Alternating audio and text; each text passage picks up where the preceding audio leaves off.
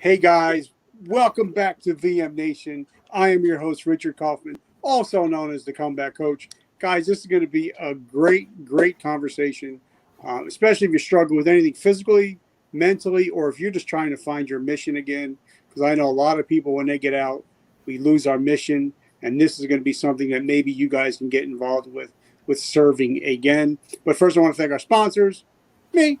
I'd like to thank our sponsors with Vertical Momentum Coffee. This is a high blend coffee. This is not your mother's coffee. It's 50% caffeine. So if you feel like Monday's kicking your ass, kick Monday's ass back by picking up a box of this. Now, all the proceeds, my proceeds, go to help veterans and veteran homelessness and veteran mental health. So I make $0 off of it. So please support it and give it a try. Promise you you'll like it. Guys, like I said, this is going to be a great episode. Talking with my friend Amy. We got in touch by our friend Tamara, or Tammy Girl, as she likes to be called. I just got off the phone. I just got off the line with her. So we're going to be talking about all things physical, mental, veterans, and also maybe finding a mission again. How are you doing today? I'm doing pretty good. Like I said, I have COVID, so trying to, heal, but I'm Now, doing pretty good. now, how are you taking care of yourself while having COVID? Because a lot of people, when they'll sit there and I tell a lot of people, make sure you're taking your vitamins, but also make sure that you're not laying down so fluid can get into your lungs. What are you doing to, I know you can't go out much, but what are you doing to try to get healthier? So I'm taking vitamin D. I'm taking emergency. I'm drinking a lot of tea to, keep my fluids up. And I have some exercise stuff in the house, and I actually have a gym that's in our garage. But I haven't done a lot of that because I'm so symptomatic and I don't want to make myself worse. Okay. So talk to us a little bit about where you're from, where you grew up, and how you became the person that you are today.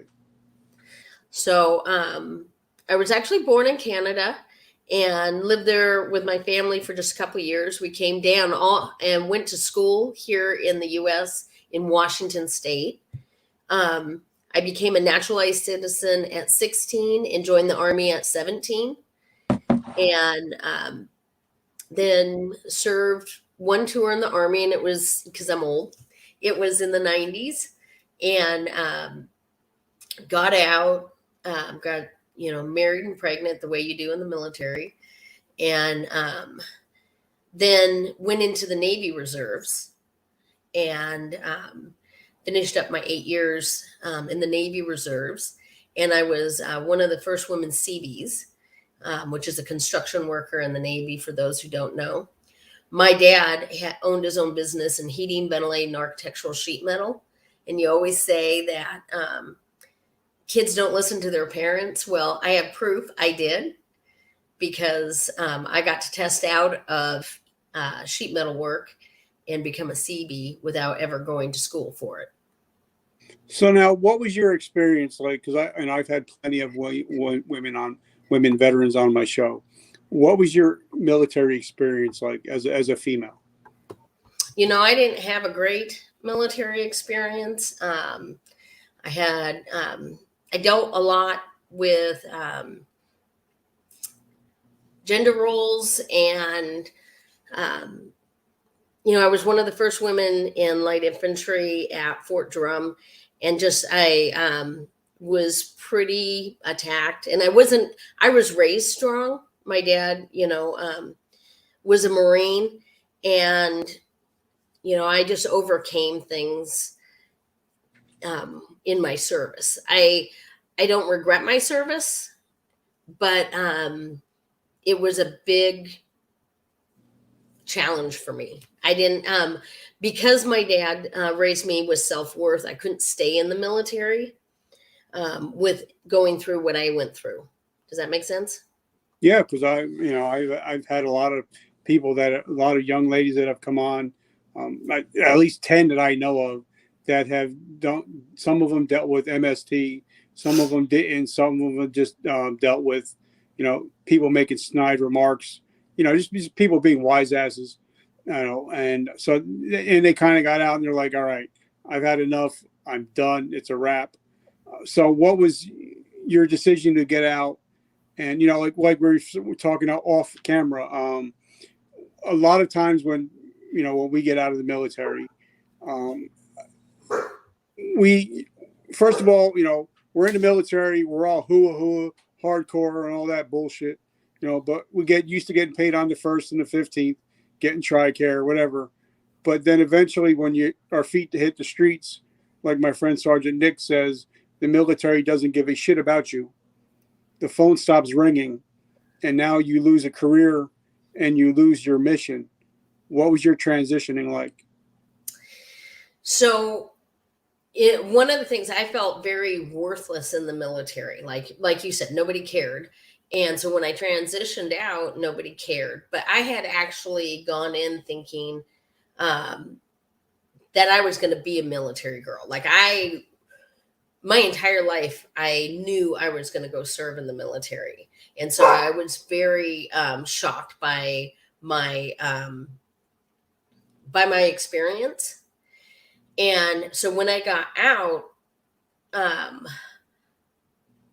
was at this precipice, and I apologize, my dog's barking. It's okay.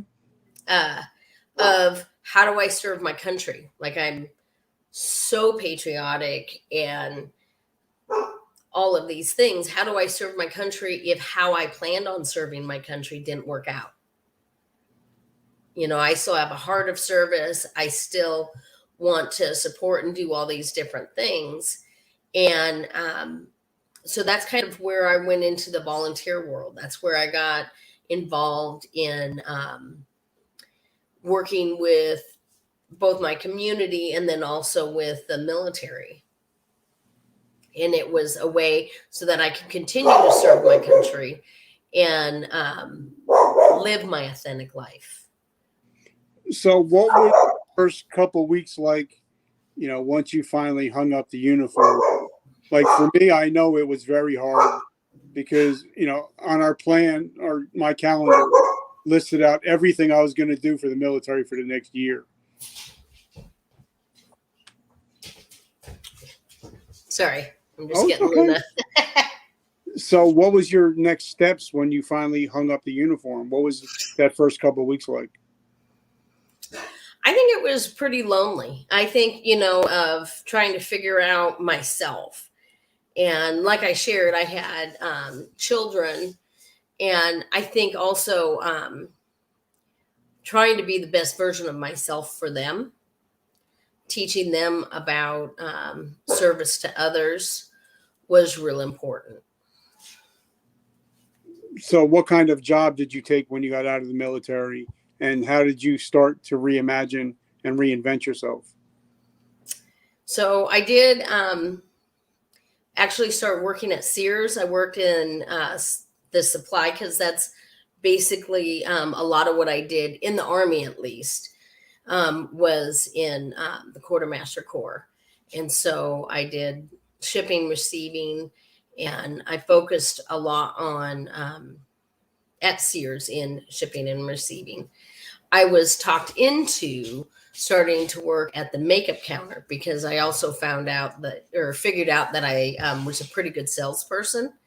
And so they started having me watch the counter when girls needed to go on breaks and stuff like that. And sales went up. So I transitioned to cosmetics. And then from there to my ex-husband, we moved to New York. And I started working for Estee Lauder. And so I worked for Estee Lauder in New York and Florida. And then eventually in Seattle, because I left him and moved back to Seattle. And so I managed Origins, which is a part of Estee Lauder in downtown Seattle. And so I always laugh that I went from, weapons on the weekends as even within the Navy reserves and doing these things to cosmetics during the week, but then also doing nonprofit work on the side with my kids and stuff. And I always recommend involving your children. A lot of people are like, I don't have time because I have kids. And I always think that's kind of backwards. I think you should with your children, not apart from them. So what kind of nonprofits did you get involved with? So, so I actually chose to get involved in the military side with AUSA, which is the Association of U.S. Army, because it's a military service organization. And when I tried to engage with veteran service organizations, I felt that they were very misogynistic and they wanted me to be the auxiliary, even though I was the veteran, because that's where all the women were. And that was really frustrating for me because I've always been usually the breadwinner, or, and I've always worked. And so I don't necessarily identify with traditional women who put themselves in auxiliaries, and understand I truly honor any woman's choice on how she lives her life. So I don't want to say that I'm better than them. I'm just saying I'm different than the traditional stay-at-home mom. I'm comfortable and happy in an auxiliary. Pretty It's much, just you have type A personality. pretty yes. And so but I also don't enjoy being the only woman in a room. Because then I feel like a lot of the times guys put on belief systems that aren't my belief systems, and then I'm having conversations I don't want to have. I'm, either they think I'm too hard, or I'm jockeying against them for authority, and I just don't want to have those conversations. I want to serve people, and I want to make big impacts and do shit. And that's it. And so I felt like I had this ability within AUSA to lead, follow, and get out of the way. But it didn't necessarily mean I looked any certain way as a woman. And the impacts were working with the active duty service member. So it's, providing food during the holidays. It was welcome homes and engagement things, and getting young service members to think about their mental mindset and all these things that I already kind of aligned myself with. So for me, it was just a better fit. And now I have relationships with veteran service organizations, but it's kind of funny because I feel like now they come to me when they have problems, they need funding, they want to do something, or they want me to help get people involved. And I'm perfectly fine to do that. And I will absolutely be a member, but not go to meetings, because I don't want to play that political game. And I just don't have the bandwidth to educate everybody on Amy. So now, when I believe that when a service member before they get out of the military, like before we're going to go to war, they train us up for 6 months. I believe that before we get deployed, after we get deployed and are ready to be ETS out, we should have a 6-month train down. Because I think that the TAPS, or whatever they call it, it's bullshit. It doesn't really help anybody. And when your feet hit the streets, you don't really know what to do. You don't have a plan. And if you don't, and obviously we all know, if you don't have a plan, you plan to fail, right? So what is your thought process on watching these people get out of the military? What can the military do for them to help with their transitioning? I was just having this conversation with General Brown, and here's what I think. I think that command sergeant majors and officers actually have a fabulous transition plan. I feel like a lot of big corporations are jockeying for those people. They feel like they're tried and true, and they can train them up so they have all the opportunities for internships, all the opportunities to go from gate A to gate B. I feel like the lost are the junior enlisted, or maybe even the buck sergeant. And I think it's twofold, because I feel like sometimes for the younger people, a lot of times the problem is they feel like they have it together and they're not really open to information. And then I feel like you have the person who's overwhelmed. So it could be the junior enlisted with 3 kids, that how am I going to make enough money, the same I made in the Army or better, with this one skill set, and nobody's paying attention to me. Nobody's valuing me because I'm a specialist and I have 3 kids. And who cares that I have 3 kids in the real world, right? And I think that's where our point of impact with all these things, with the podcasts and different things, to me is figuring out how we can get that person who actually, because I think that's the person who's going to be the most receptive to, hey, this is, if you do these things, if you meet with these people. But it's also being honest and reflective. What is your actual skill set? Why would a company hire you at a higher pay? What are you bringing to the table? And then make sure you bring it. There's a lot of people who want participation medals. And this is true in the veteran community as well. And when we talk about ethics, I talk about ethics as a volunteer all the time. If I say I'm going to do something, it doesn't matter to me whether or not I get paid. My same work ethic is in both scenarios, because that's the way I was raised. We are a reflection of the things that we do. But we aren't taught that.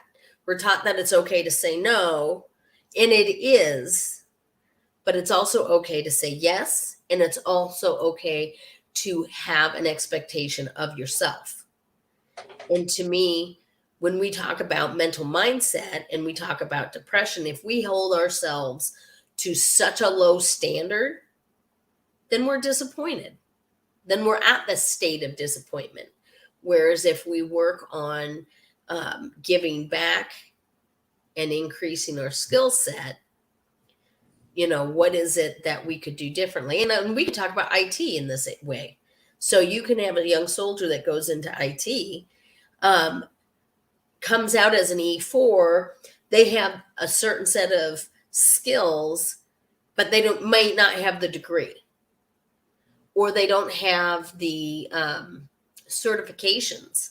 So if we could get that person in front of the right company that says, okay, it's these 3 certifications I need, I'll pay 50% if you pay 50%, because you're telling me you want this level. We can do it together. And I love that. And I think that a lot of times when a veteran gets out of the military, we don't get a professional resume writer to do it. We do it a DIY.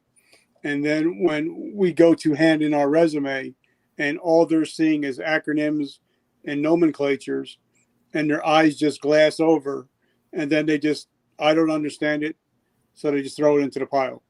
Do you see that, something that happens a lot? I think that is one thing. Another thing that somebody told me is oftentimes, because soldiers are used to being a jack of all trades, they don't take the time to write a resume or a cover letter that explains why they're good for that job. Because it's almost like an ego. Like, I'm good at anything I do. I'll do whatever you want me to do. I'll be whoever you want me to be. But when you're looking at the resume, if it doesn't scream, I'm going to be amazing in this job, then we're not in the same plane.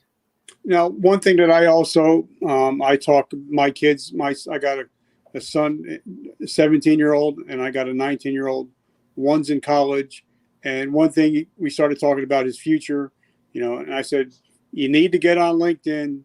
You need to start building relationships. Because everything is relational. And my opinion, relationships trump a lot of business dealings gets done on a golf course, and that's just the way it really is. So the more friendships you have and the more relationships you build, I think the more opportunities you will build in the future. Your thoughts?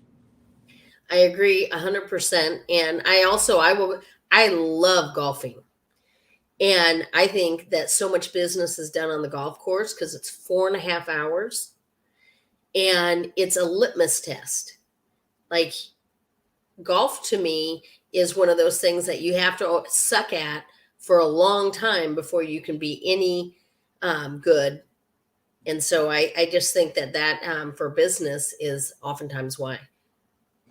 So now, what are your thoughts on building, having a person, building a profile on LinkedIn, and say if they want to get into tech, maybe start interacting with some of the tech companies even before they get out of the military. I think that's excellent because then I think because each company wants, and and we're using tech as an example, but I think this is true in a lot of different industries where different companies are looking for different things. And so if you want, especially if you have like top 3 companies you would really like to work for, what are they looking for? What is their company culture? Why are you such a great fit? And I think that goes back to figuring out and really wanting to be a great fit. All right. So now something else I'm noticing, my son is a junior. He'll be going to college soon. One of the things that a lot of colleges are looking at are, what public service has you done? How have you served the community? And I think that plays a big role in getting into colleges and also getting into a lot of universities. They want to know what you did besides going to school. So I think that it fits a lot into what you're talking about with serving. So can you talk about that a little bit? I do. I think I think, like I've been on committees that have determined scholarships. And I think when you're part of a nonprofit, because it works on your work ethic and your character development, it's being a part of something bigger than yourself. And so I really applaud that as being a indicator of excellence. And if you do a project that you're not getting paid for, it shows follow through. But I also feel like, so I have questions when people put on their resumes that they do volunteer work. I ask them to talk about it. And if they can't talk about it, then to me, it wasn't as a big part of what they're doing, if that makes any sense. Yeah. Like it's checking a box. I just showed up. We delivered food. That was it. Versus, the first time I delivered food, I just thought this was the greatest thing ever. And so I helped them partner with 3 other companies, and we built this new program. That's somebody who volunteers. That's somebody who follows through. That's somebody who sees things holistically. And I think that's huge because that's building a better human. And I think what we have learned is we need to build our children, our veteran community. We need to build better humans. People who can, who see service as a joy. Like that's where I get all my joy. I don't serve for a check mark. I don't serve for accolades. I love it because it's what keeps me out of the depression mindset. It keeps me realizing my blessings every day. And just the people I meet, the experiences that I have, the humor. I mean, I could do stand-up comedy on events that go right but wrong, or wrong but right. So now I'm noticing, I'll be 53 at the end of the month, that people at my age and younger, when they get out, they don't want to go to the VFW anymore.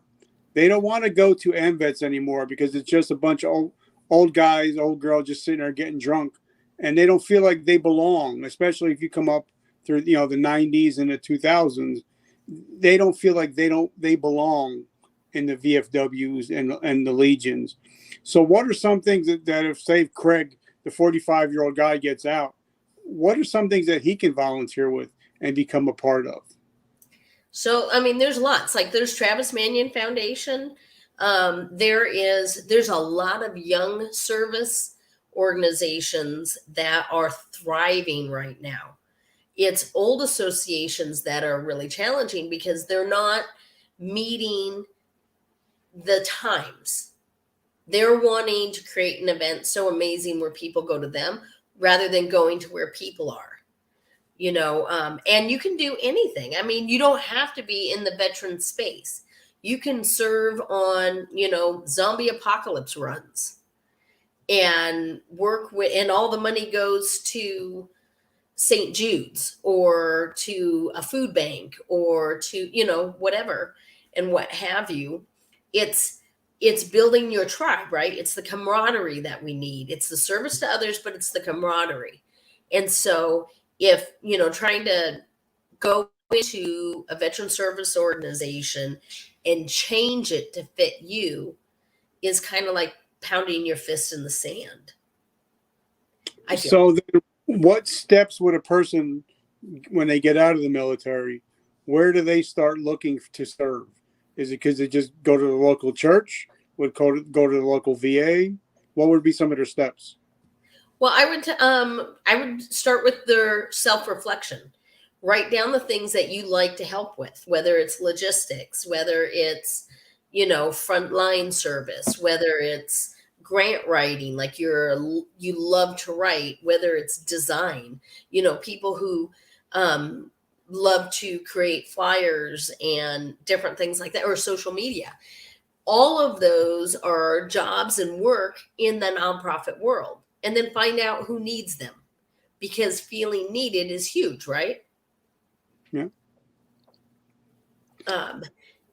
And see what you can do. Hey, I am, this is my skill set. I love to design flyers. I have these things on my computer.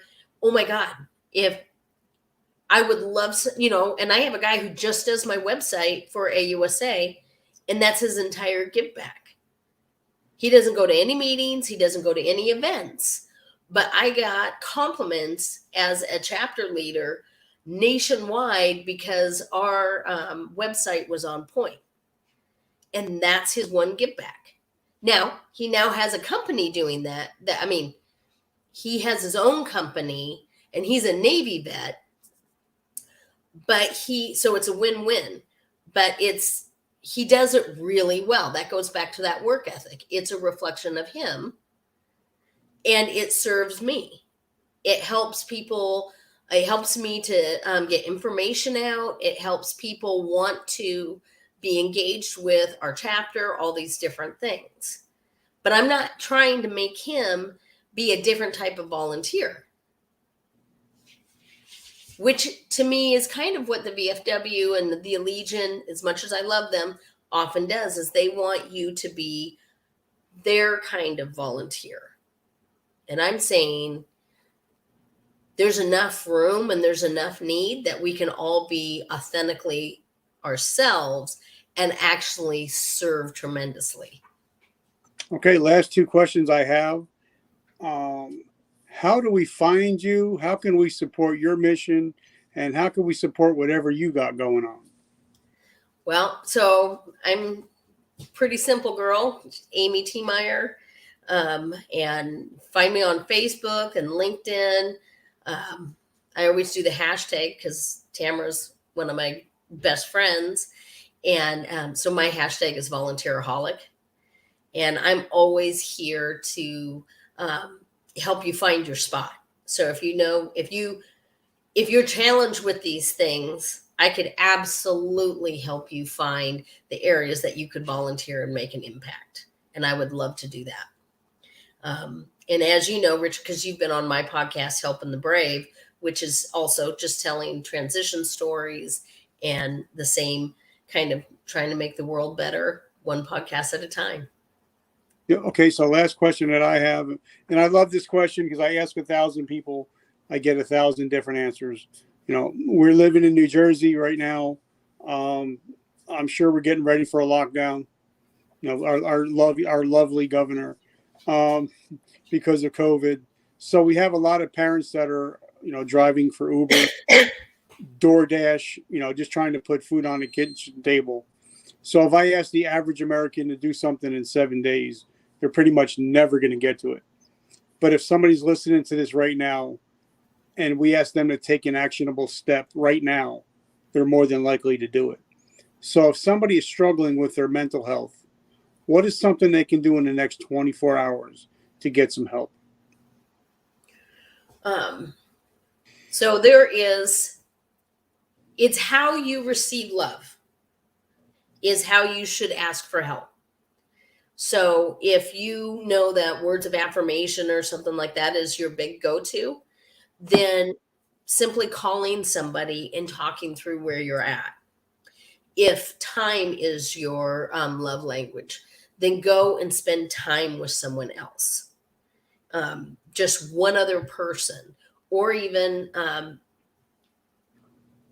with just one other person. If acts of service, then go and do the biggest act of service you can think of, which might be working at a food bank or cleaning a church, and do an act of service for somebody unexpected. That can bring you a lot of joy. A gift, where you're giving a basket of all the things that you feel would be super impactful for someone else, because then it breeds all, it's paying it forward. And so the last one would be touch. And so if your love language is touch, and so if you want to think of appropriate touches, maybe go get a massage. Touch therapy is huge. Spend time and think about this outside the box. Maybe go and ask a humane society if you can spend time with puppies, or taking different dogs for a walk, or working with cats. Volunteering can look as individual as we do.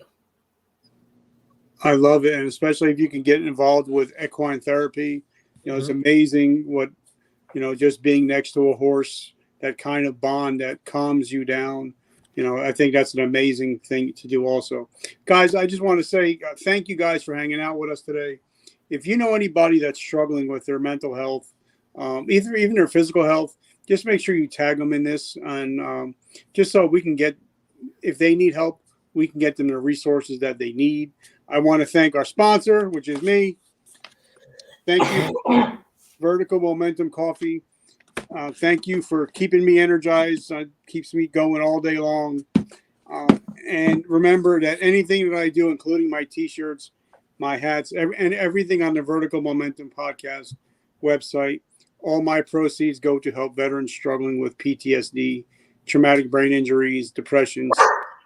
So I just want to say thank you guys for all the support. Guys, make sure you check out Amy, what she's got going on. Make sure that you support her. And I want to give a shout out to Tammy Girl. Good luck this weekend in Austin. I know you're going to kick ass. Have an amazing week, guys. Amy, thank you so much. All right. Thank you for having me. You're welcome. All right, guys, remember vertical momentum. The only way to go is but up. I'll catch you guys on the flip.